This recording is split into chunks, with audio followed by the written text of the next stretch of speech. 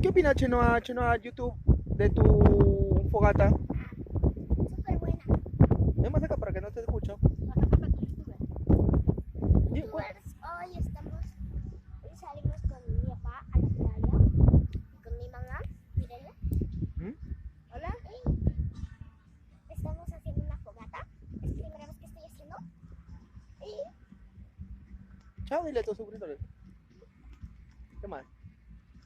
¿Le está ¿Cómo te pasando bien? sientes? ¿Cómo te sientes? muy bien, porque estamos en mi primera.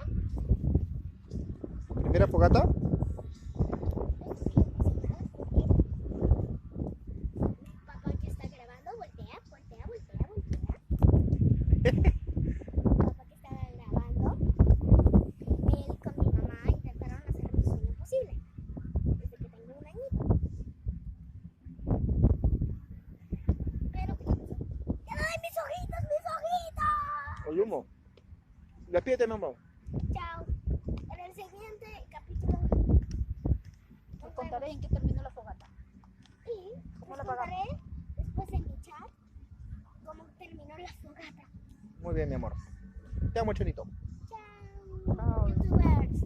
Y denle Estás like. haciendo tu marmelo, ¿verdad? Ajá, mis marshmallows. Ya, muy bien. Chao, youtubers.